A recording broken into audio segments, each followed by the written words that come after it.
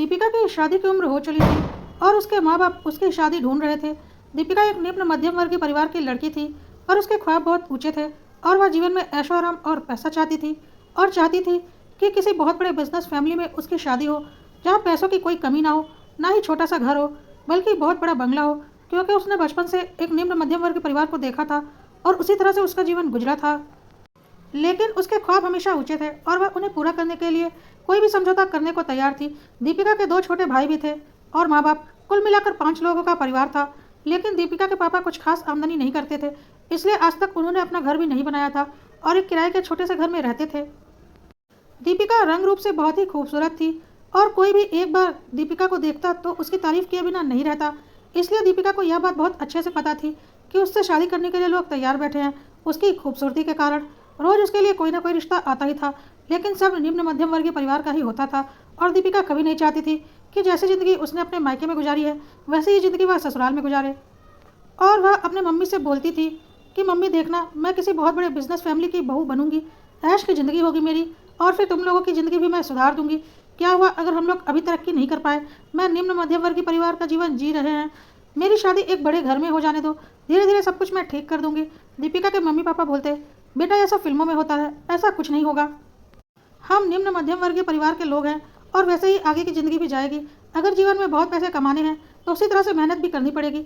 इसलिए तेरे दोनों भाइयों को बोलती हूँ दिल लगाकर पढ़ा करें ताकि हमसे अच्छी ज़िंदगी जी सकें। और तुझे भी बहुत बोला था कि दिल लगाकर पढ़, क्या पता तेरी अच्छी नौकरी लग जाए तो अपनी ज़िंदगी तो संवार ही लेगी, साथ ही बहुत अच्छी शादी भी हो जाएगी।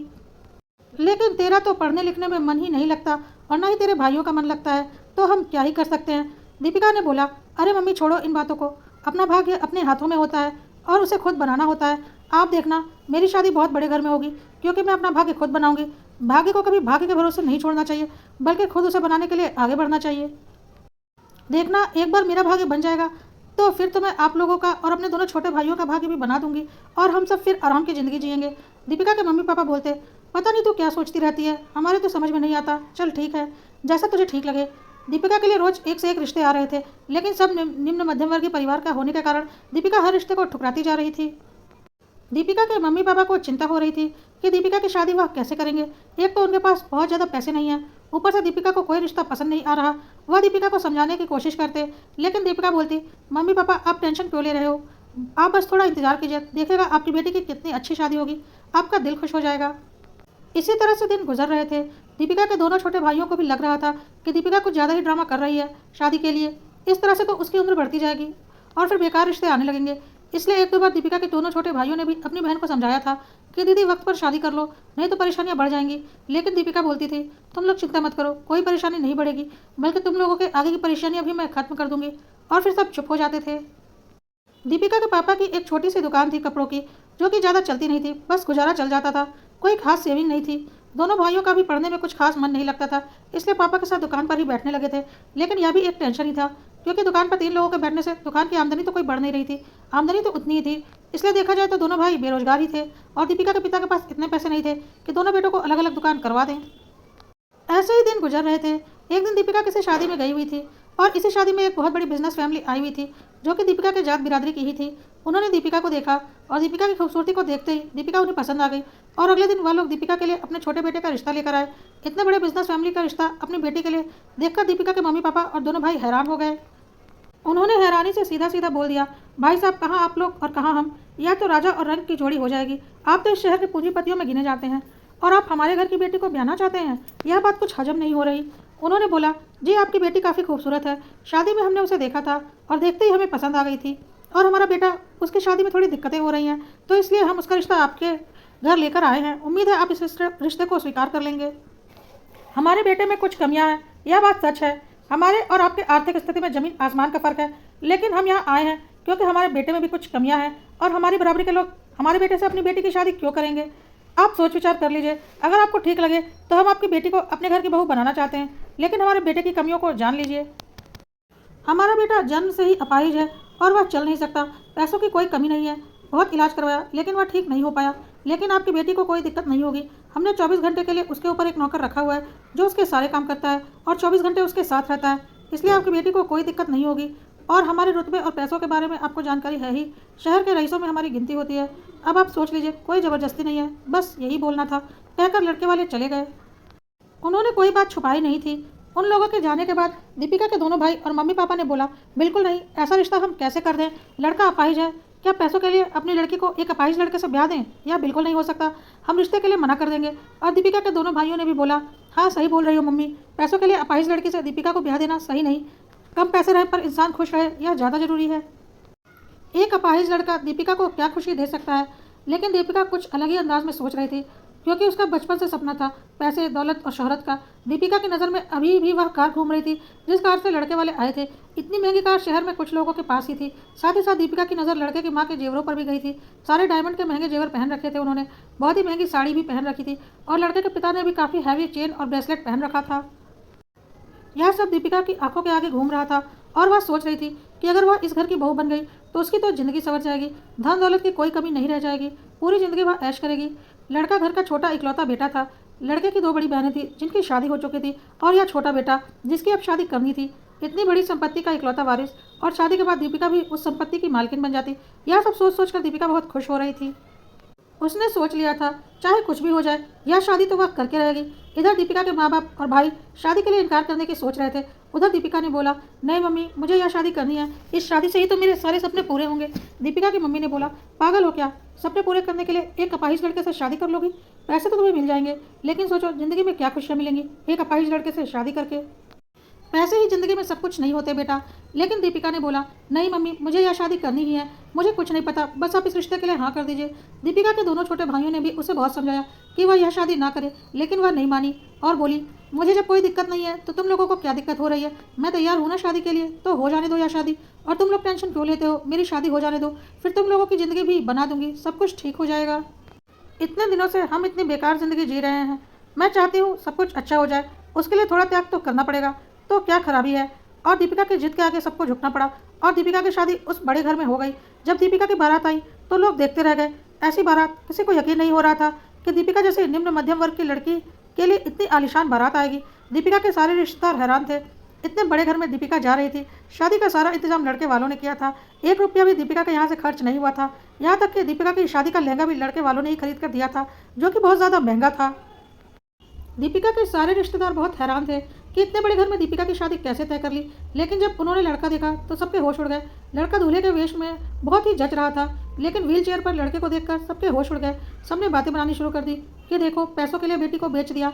लगभग सबके जबान पर यही बात थी कि इन लोगों ने पैसों के लिए अपनी बेटी को बेच दिया। और कुछ लोग यह भी कह रहे थे कि अपनी सुंदरता से दीपिका ने इतने बड़े घर के लड़के को फंसा लिया है। जितनी मुँह उतनी बातें, जो कि दीपिका के भाइयों और माँ बाप के कानों में भी पहुँच रही थी, और उन्हें गुस्सा भी आ रहा था। पर दीपिका यही सोच रही थी कि बोलने दो, कोई फ़र्क नहीं पड़ता, 1-2 दिन बोलकर चुप हो जाएंगे, उसके बाद तो पूरी ज़िंदगी ऐश से कटेगी। और जो आज बोल रहे हैं, कल वह मेरी किस्मत देखकर जलेंगे। जब दीपिका के लिए ससुराल वालों ने जेवर चढ़ाए तो उसे देखकर सारे रिश्तेदार और दीपिका के माँ बाप भी हैरान हो गए। इतना ज़्यादा सोना और हीरा उन्होंने ज़िंदगी में कभी नहीं देखा था, और दीपिका को तो अपनी किस्मत पर यकीन नहीं हो रहा था। उसने जो चाहा था वह सब मिल गया। और जब दीपिका की विदाई हो रही थी तो बिल्कुल ब्रांड न्यू कार में, लेटेस्ट मॉडल में और सबसे महंगी कार में उसकी विदाई हुई, जो कि तुरंत ही खरीदी गई थी दीपिका के लिए। और दीपिका को पता था यह कार उसके लिए खरीदी गई है, जिसे वह शादी के बाद इस्तेमाल करेगी। दीपिका बहुत खुश थी, जिंदगी में जो कुछ भी चाहा था वह मिल गया। फेरों के वक्त दीपिका को लड़के का व्हीलचेयर लेकर चलना पड़ा था। इस पर भी लोगों ने तरह तरह की बातें बनाई थी कि देखो, पैसों के लिए यह लड़की क्या क्या कर रही है। लेकिन दीपिका ने को इससे कोई फर्क नहीं पड़ता था, और दीपिका विदा होकर अपने ससुराल पहुंच गई। अपना ससुराल देखते ही दीपिका को ऐसा लगा कि वह अपने सपनों की दुनिया में आ गई है। इतना बड़ा आलीशान बंगला उसने सिर्फ फिल्मों में देखा था।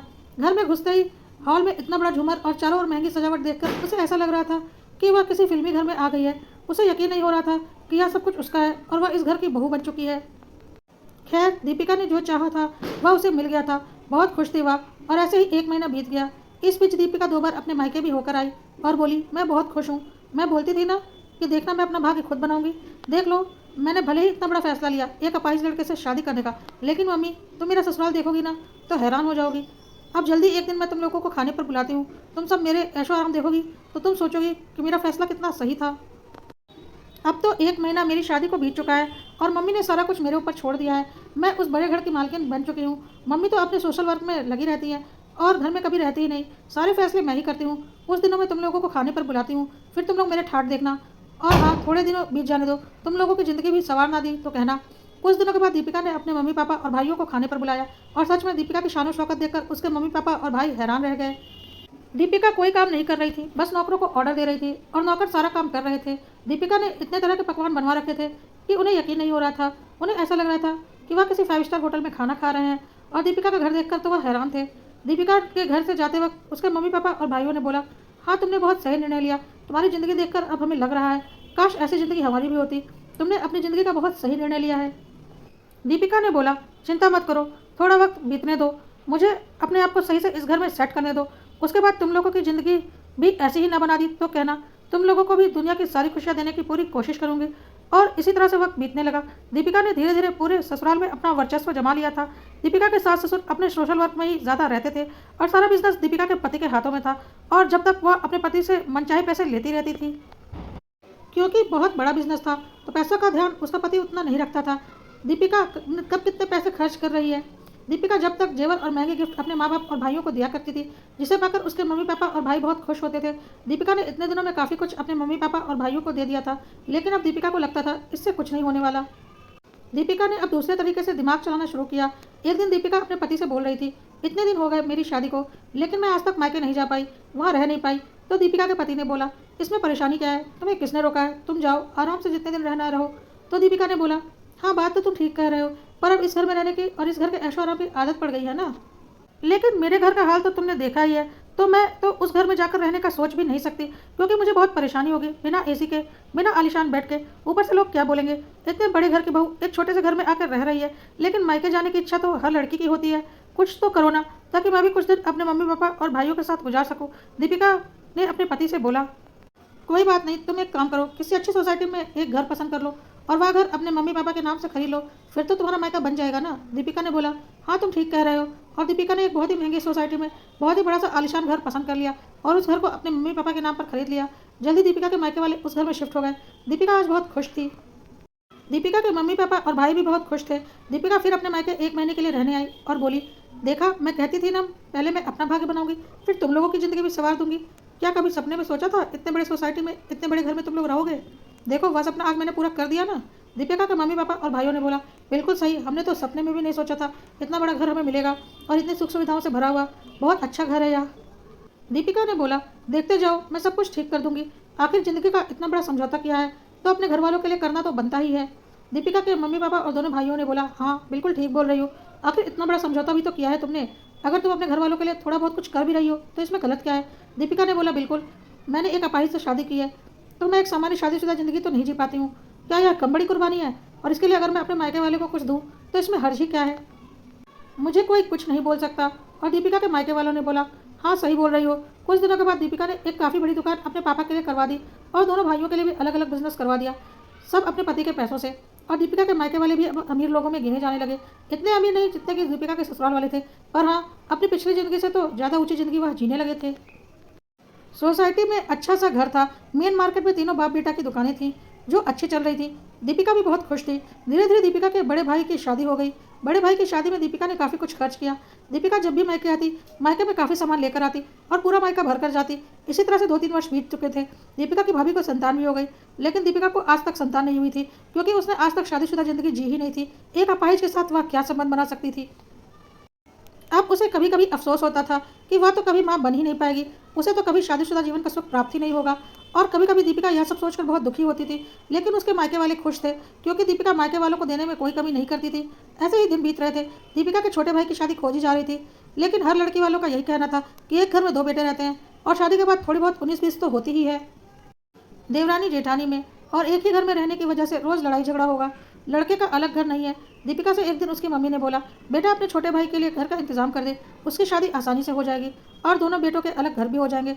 इतने दिनों में दीपिका को पैसों से जो प्रेम था वह धीरे धीरे कम होता जा रहा था, क्योंकि अब वह और लोगों का सामान्य शादीशुदा जीवन देखती तो उसे अपने फैसले पर कभी कभी पछतावा होता था।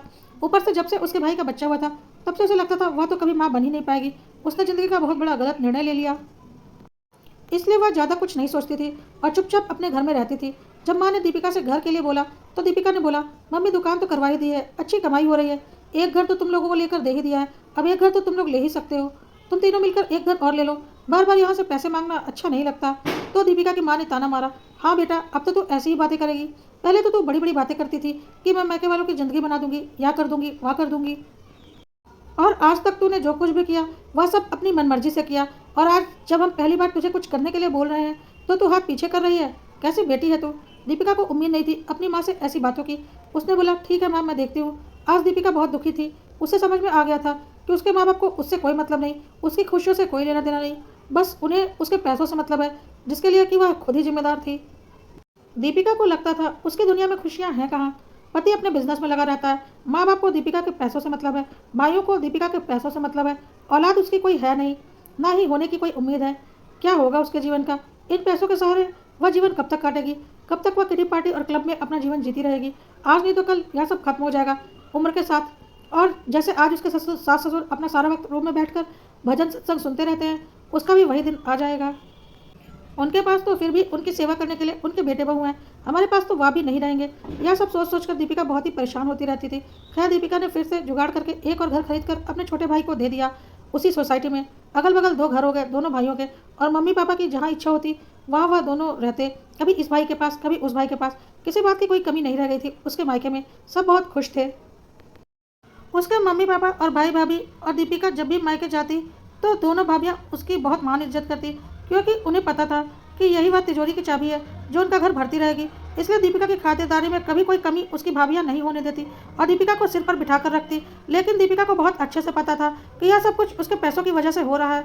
अगर वह मायके पर खर्च करना बंद कर दे तो यह 2 दिन में खत्म हो जाएगा। खैर, इन सब बातों के लिए दीपिका खुद को ही जिम्मेदार मानती थी। आखिर उसने ही तो यह सपना देखा और दिखाया था कि एक बार वह बड़े घर की बहू बन जाए तो अपने मायके वालों को भी बड़ा बना देगी, और उसने वह कर भी दिखाया। और मायके वाले क्यों नहीं खुश होते। अब उन्हें बैठे बैठे इतना कुछ मिल जो रहा था, उनका परिवार भी पूरा था, छोटे बेटे को भी अब बच्चा हो चुका था। अब दीपिका के दोनों भाई पिता बन चुके थे। बस दीपिका थी जो कि उन दोनों की बड़ी बहन थी, और उन दोनों से पहले उसकी शादी हुई थी। अभी तक उसे माँ बनने का सुख प्राप्त नहीं हुआ था, लेकिन अब इन सब बातों से उसके मायके में किसी को कोई फर्क नहीं पड़ता था। उन्हें फर्क पड़ता था जब दीपिका बिल्कुल शांत हो जाती थी, फ़ोन नहीं करती थी, अपने दुख में दुखी रहती थी, तो उन्हें लगता था कहीं ऐसा ना हो दीपिका चुपचाप घर में रहने लगे और उनकी तिजोरी बंद हो जाए।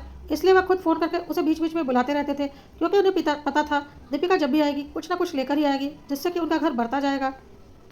दीपिका जब भी अपने भाइयों के बच्चों के जन्मदिन या किसी भी उत्सव में जाती तो काफ़ी कुछ लेकर जाती, और इसी लालच में मायके वाले हमेशा दीपिका को बुलाते रहते। एक दिन दीपिका के छोटे भाई के बेटे के जन्मदिन था और दीपिका मायके गई हुई थी। वह बहुत ही एक मोटी सुंदर सोने की चेन अपने भतीजे के लिए लेकर गई थी और उसे उसके गले में पहना रही थी, जिसे देखकर उसके भाई भाभी खुश हो रहे थे। लेकिन उस चेन की डिज़ाइन बहुत ही मुश्किल सी थी, जो कि बच्चे के गले में चुभ रही थी, और बच्चा चेन पहनने के बाद रो रहा था। दीपिका को समझ में नहीं आया कि बच्चा रो क्यों रहा है, लेकिन बच्चे की माँ को तुरंत समझ में आ गया और वह बोली, दीदी आपने यह जो चेन दिया है ना, इसकी डिज़ाइन तो बहुत अच्छी है, पर यह बच्चे के गले में चुभ रही है, इसलिए बच्चा रो रहा है। मैं इसे निकाल देती हूँ, बच्चा चुप हो जाएगा। और दीपिका की भाभी ने बच्चे के गले से चेन निकालकर अपने पर्स में रख लिया, और चेन निकलते ही बच्चा सच में चुप हो गया। तो दीपिका ने बोला, वाह भाभी, आप तो बिल्कुल एक्सपर्ट हैं, आपको तो देखकर ही पता चल गया कि बच्चा क्यों रो रहा है। तो दीपिका की भाभी ने बोल दिया, हाँ दीदी, वह तो है, माँ हूँ ना, माँ तो बच्चे के रोने का देखकर ही पता चल जाता है कि उसे क्या तकलीफ हो रही है। आपको इसलिए नहीं पता चला क्योंकि आप अभी माँ नहीं बनी है। अगर आप भी माँ होती ना तो आपको भी समझ में आ जाता। यह सब तो माँ बनने के बाद अनुभव से ही समझ में आता है, इसलिए आपको नहीं पता चला। दीपिका की भाभी ने यह बातें बोल दी थी, पर दीपिका को यह बातें दिल में लग गईं कि सच ही तो बोल रही है उसकी भाभी। इतना बड़ा सुख तो उसे प्राप्त हुआ ही नहीं। बहुत दुखी हो गई दीपिका और बहाना बनाकर अपने ससुराल आ गई। दीपिका के मायके वालों को समझ में नहीं आया कि अचानक दीपिका को क्या हो गया। उसके बाद से दीपिका बहुत कटी कटी सी रहने लगी। मायके से फ़ोन भी आते तो वह टाल देती। एक दो बार उसके मायके वाले उसके ससुराल भी आए और उसने बहुत ही फॉर्मेलिटी से बातें की और तबीयत खराब होने का बहाना बनाकर आराम करने चली गई। मायके वालों को कुछ समझ में नहीं आ रहा था, लेकिन वह क्या कर सकते थे। दीपिका अकेली रहना ज़्यादा पसंद करती थी। मायके वालों ने भी धीरे धीरे आना जाना कम कर दिया। वैसे भी उन्हें अब किस बात की कमी थी। दीपिका ने उन्हें काफ़ी भर दिया था और अब वह इस शहर के रईसों में गिने जाने लगे थे। लेकिन दीपिका की ज़िंदगी अभी भी नीरस थी। आज दीपिका को लगता था कि जिस दौलत शोहरत के लिए उसने शादी की वह तो उसे मिल गई, पर ज़िंदगी का असली सुख उसे आज तक नहीं मिला। ना वह आज तक पति पत्नी का रिश्ता समझ पाई, ना वह आज तक माँ बन पाई। उसका पति तो खुद को बिजनेस में बिजी रखता था और उसे अपनी शारीरिक खामियों का पता था, इसलिए वह उस बारे में सोचता ही नहीं था। लेकिन दीपिका को अब अच्छा नहीं लगता था। उसे लगता था उसके साथ भी कोई होता जो उसे माँ कहकर बुलाता। बहुत सोचने के बाद एक दिन उसने अपने पति से इस बारे में डिस्कस किया। उसके पति ने बोला, लेकिन यह कैसे संभव होगा। दीपिका ने बोला, चलो एक बार डॉक्टर से मिलकर बात करते हैं, क्या पता कोई रास्ता निकल आए। और दीपिका और उसके पति डॉक्टर के पास गए। डॉक्टर ने दीपिका और उसके पति के सारे टेस्ट किए और फिर टेस्ट भी करने के लिए राय दिया और बोला, यही एक तरीका है जिससे दीपिका आपके बच्चे की माँ बन सकती है। दीपिका के सास ससुर ने जब सुना कि टेस्ट ट्यूब बेबी से उनके घर के वारिस का जन्म हो सकता है तो वह बहुत खुश हुए और बोले, हमें तो इस बारे में पता ही नहीं था, तुरंत इसे करो ताकि हमारे घर का वारिस भी हमें मिल सके। दीपिका भी आज बहुत खुश थी और दीपिका और उसके पति लगातार डॉक्टर के संपर्क में रहने लगे और 1 साल की कड़ी मेहनत के बाद दीपिका गर्भवती थी। बहुत खुश थी दीपिका कि अब उसकी संतान होगी और दीपिका बेसब्री से अपने होने वाले बच्चे का इंतजार कर रही थी ताकि उसका जीवन भी खुशियों से भर सके। लेकिन दीपिका ने अपने मायके से संपर्क काफ़ी कम कर दिया था। वह अपने बच्चे पर कोई रिस्क नहीं लेना चाहती थी, इसलिए वह घर से ही बहुत कम निकलती थी ताकि वह और उसका बच्चा सुरक्षित रह सके। मायके वालों को यह बात अच्छी नहीं लग रही थी। उन्हें लग रहा था जब दीपिका की अपनी संतान हो जाएगी तो वह मायके वालों के बारे में नहीं सोचेगी। और अब तक दीपिका के मायके वालों को मुफ्त का खाने की आदत पड़ चुकी थी और उन्हें जिस चीज़ की भी ज़रूरत होती थी वह अपना पैसा खर्च ना करके सीधा दीपिका से डिमांड करते थे। इसलिए दीपिका के मायके वाले नहीं चाहते थे कि दीपिका की संतान हो, खास करके उसकी दोनों भाभियाँ, क्योंकि उन्हें पता था कि दीपिका की अपनी संतान हो जाएगी तो वह उनकी संतानों के लिए जो कुछ करती है वह काफ़ी कम हो जाएगा। लेकिन किसी के कुछ चाहने से कुछ नहीं होता और समय के साथ दीपिका ने एक स्वस्थ बच्चे को जन्म दिया। बहुत खुश थे दीपिका और उसके ससुराल वाले। बच्चे के जन्म की खुशी में दीपिका के ससुराल में एक बहुत भव्य पार्टी का आयोजन किया गया जिसमें दीपिका के मायके वाले और शहर के सारे जाने माने लोग आए हुए थे। दीपिका की भाभियों ने दीपिका के बच्चे के लिए गिफ्ट दिए तो दीपिका देखती रह गई। उनके बच्चों को इतने महंगे महंगे सोने चांदी के जेवरों से दीपिका ने भर दिया था और आज वह इस तरह से संपन्न होने के बाद भी दीपिका के बच्चे के लिए मात्र 2-2 सेट कपड़े लेकर आए थे। दीपिका का दिल टूट गया कि जिस भाई भाभी और माँ बाप के लिए उसने इतना कुछ किया वह उसके बच्चे के लिए ढंग का उपहार भी नहीं ला सके। हाँ ठीक है, उसका स्वार्थ था बड़े घर में शादी करने का, लेकिन वह शादी करके सिर्फ अपना सुख भी तो देख सकती थी। लेकिन उसने तो अपना मायका संवार दिया था और आज उसी के बच्चे को देने के लिए उनके पास पैसे नहीं है। दीपिका के मम्मी पापा भी बस चांदी के कड़े बच्चे को देकर इतिश्री कर ली थी, जबकि उन्होंने अपने पोते पोतियों को सोने की चेन दी थी। और कड़े देते हुए दीपिका की मम्मी ने बोला था, वैसे भी मेरे नाती के पास किस चीज़ की कमी है तो हम इसे क्या ही दे सकते हैं। दीपिका ने भी बोला, हाँ सही बात है मम्मी, इसे किसी चीज़ की कोई कमी नहीं है, ना ही कभी होगी। लेकिन दीपिका को समझ में आ चुका था कि जिस स्वार्थ में अंधी होकर उसने शादी की थी वह स्वार्थ तो उसका खुद का था, लेकिन अब उस स्वार्थ से उसके माँ बाप और भाई भाभी जुड़ चुके थे और अब उनके पैसों की भूख बढ़ चुकी थी। और जब दीपिका ने हाथ पीछे कर लिए थे तो दीपिका का उनके लिए कोई मोल नहीं रह गया था, क्योंकि उन्हें पता था कि अब दीपिका उन्हें कुछ नहीं देने वाली, इसलिए वह भी अब दीपिका के पीछा छुड़ा रहे थे। खैर समय के साथ दीपिका ने काफ़ी कुछ सीख लिया था और समझ भी लिया था कि इस दुनिया में कोई अपना नहीं होता सिवाय जीवन साथी के। जीवन साथी तो उसने स्वार्थवश चुना था, पर उस जीवन साथी ने हर कदम पर उसका साथ जरूर दिया था। इस बात से वह खुश थी और खुद को भाग्यशाली मानती थी इतना अच्छा और समझदार जीवन साथी पाने के लिए। लेकिन अपने मायके वालों के व्यवहार से वह बहुत दुखी थी। इस बीच दीपिका ने अपनी दोनों भाभियों को बात करते हुए सुना। दीपिका की छोटी भाभी हंसते हुए बोल रही थी, किसने देखा बच्चा कैसे हुआ, किसका बच्चा है, कहने को टेस्ट ट्यूब बेबी है, पर क्या हमने देखा या किसी ने देखा कि यह सच में टेस्ट ट्यूब बेबी है या नहीं। दीपिका के पति को देखकर लगता है कि वह संतान पैदा कर सकता है जो कि कमर के नीचे से पूरी तरह से अपाहिज है। सब बनावटी बातें हैं, किसका बच्चा है कौन जाने। यह बातें बोलकर वह हंस रही थी। अपनी भाभियों के मुंह से अपने लिए इतनी घटिया बातें और अपने बच्चे के लिए इतनी घटिया बातें सुनकर दीपिका के होश उड़ गए। उसे समझ में आ गया कि जिस मायके वालों के लिए आज तक वह सब कुछ करती रही उनके लिए तो वह कभी अपनी थी ही नहीं, बस पैसे छापने की एक मशीन थी। और अब उन्हें पता चल चुका है कि यह मशीन बेकार हो चुकी है तो उसका मजाक उड़ाया जा रहा था। दीपिका को बहुत जोर का गुस्सा आया और वह सीधा अपनी भाभी के पास आ गई और उनके मुंह पर बोली, हाँ भाभी सही बोल रही हैं आप लोग, कौन जानता है किसका बच्चा है, ना कोई जानता है ना मुझे किसी को जनाना है। जिसका भी बच्चा है अब इस पूरे घर की संपत्ति का इकलौता वारिस है और इस खानदान का वारिस है।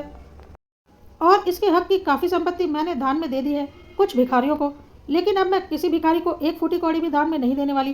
कहती हुई दीपिका वहाँ से चली गई और दीपिका की दोनों भाभियाँ उसका मुंह देखती रह गईं। थोड़ी देर के बाद दीपिका की भाभियों ने बहाना बनाकर पार्टी से निकल लिया। दीपिका ने उस दिन ठान लिया कि जीवन में उससे जो गलतियाँ हुई वह उन्हें भूल जाएगी और अपना एक खुशहाल संसार शुरू करेगी जिसमें उसके मायके वालों के लिए कोई जगह नहीं होगी। क्योंकि दीपिका को पता चल चुका था, भले ही पैसों के लालच में उसने शादी की थी, पर अब यही उसका परिवार है, यही उसके अपने हैं, ना कि उसके मायके वाले। मायके वाले उससे रिश्ता सिर्फ उसके पैसों की वजह से रखते थे, ना कि भावनाओं की वजह से, और ऐसे मतलबी रिश्तों से अब वह छुटकारा पाना चाहती थी।